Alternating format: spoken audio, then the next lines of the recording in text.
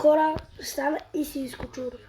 Левски водят с 2-1 против Пловдив. Рикардиньо вкара. Паквам легендари яйце. И вижте какво става. Паквам Red Godzilla Bus. Red Godzilla Bus. Аз просто нямам думи. Ето този бъс, имаме и този бъс.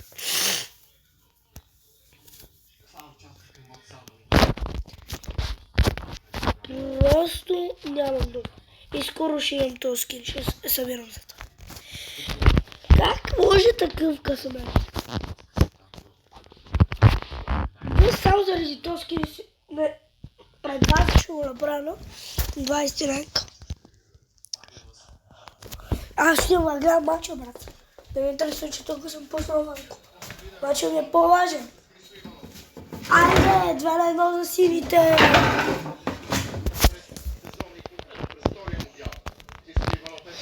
2-1 за сините. Те ни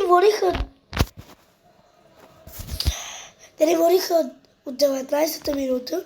30-та Цунами вкарва. И Рикардиньо после вкарва. Аз гледам мача. Айде бе! Дайте трети бе! Тия ще вкарат трети хора. Чо па Кордо?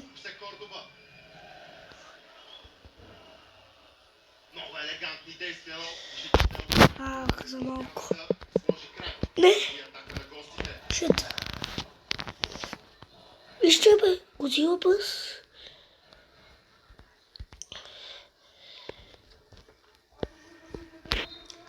Ето го.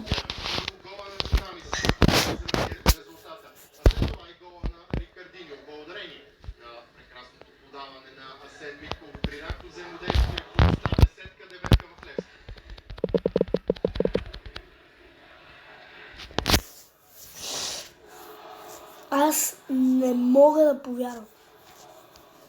Рикардиньо вкарва легендари яйце. Аз вече знам как да паквам легендари яйца. Цъкате долу дясно. Долу дясно. Доброто отиграване от стража. Седмик извърши нарушение срещу Кристиян Пешов.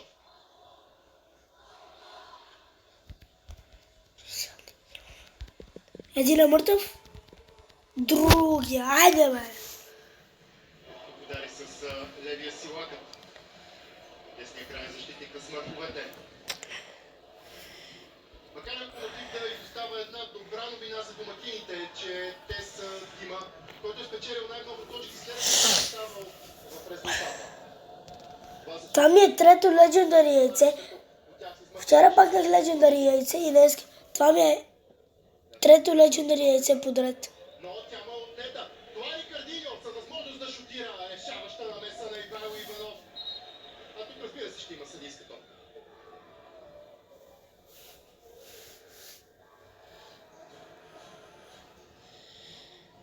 Майков кола пръскат. Имаме 1474 яйца.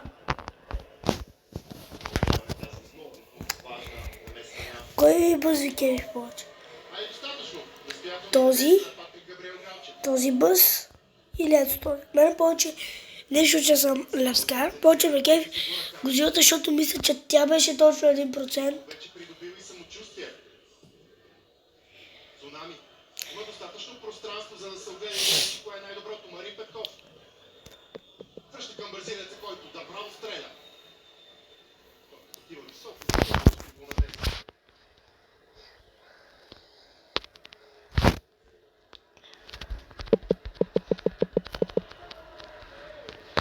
Просто аз оставам без думи.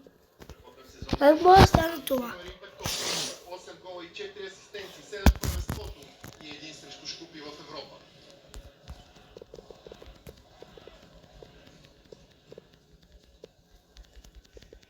Скоро се появи информация, че Левски преговаря с нападателя за подновяване на договор, но такъв все още не е подписан. Не, дай газ. То сам. Какво проси ти, бе? Продължава да бъде собственост на Левски и съвсем скоро ще изтече неговия контракт, но е факт, че снажният полузащитник пропусна цялата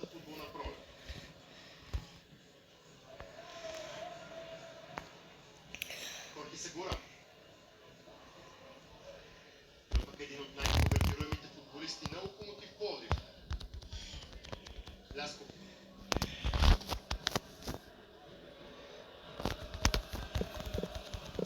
Тодор Павлов. Защо аз не мога да взема това? И аз да имам. Беше и Кристиян, защото той реши да вкара топката в центъра. Второ място, окей. Ставаш се в формация 4-4-2. Стига ли до топката Мартин Петков? Много трудно той може да отговори на нощта на Косе Кордова. Айде бе, 17 ранг с бъс. Супер е. Мача с 6 гола и 5 асистенции за Мартин Петков като футболист на столичани. Той е юноша на сините, разбира се.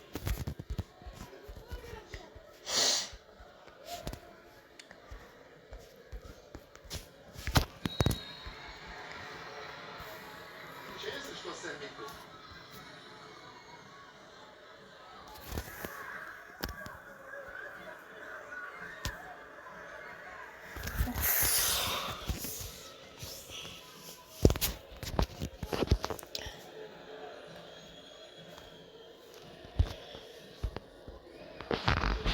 Ред Пулс. Ето. А най-редкият брок и той е ред. Ето това е.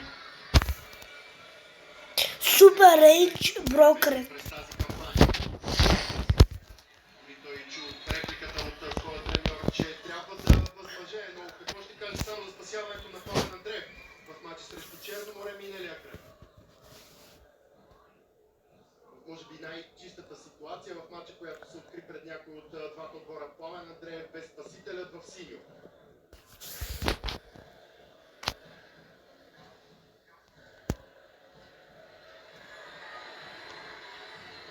Няма нарушение. Високо дигна крака си Карл Сухене.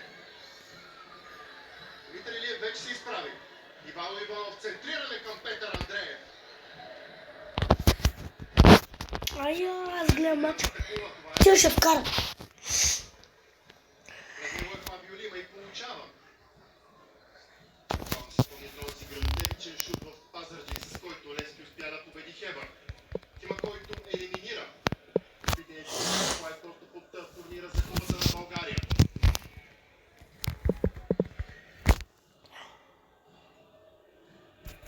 В момента колкото... Не! Че втория в подреждането. Отива в групите на Лигата на конференциите, а третия ще играе бараж. Дали срещу седми или срещу осми ще разберем.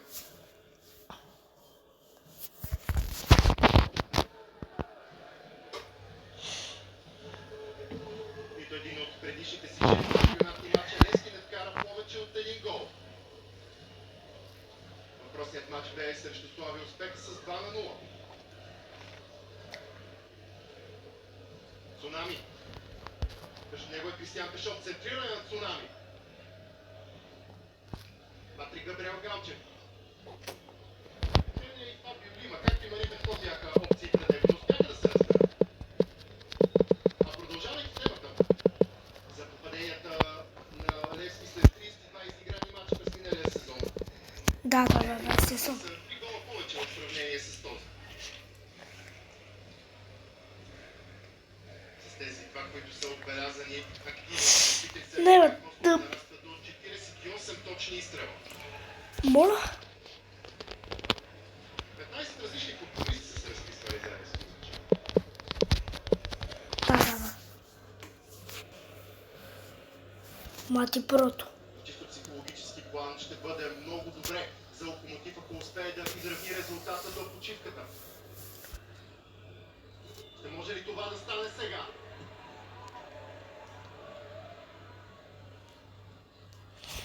Христо Иванов. Ребелате. Гледам матч.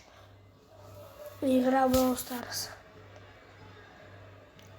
Бе проявил по-добра ориентация спрямо топката Мичин Тел. Ще има сериозни главоболия за Пламен Андреев. Трябва да внимава. Лична работа от Христо Иванов. Само за част от секундата след като Ивайло Иванов получи топката, бе атакуван в гръб от Келия Вандерсън. Свен нидерландец се бе потърпеш при това единоборство.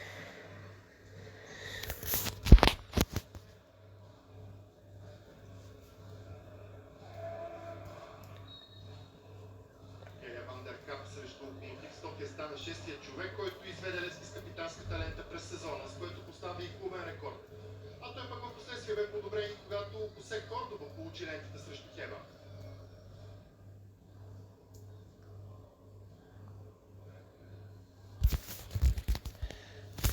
Хора, спирам да снимам, гледам мача. Продължи към Марин Да, това беше видеото от мен. Петков. Един срещу Кристиан Пашов, стреля Марин Петков с десния. И това беше видеото от мен. До нови срещи.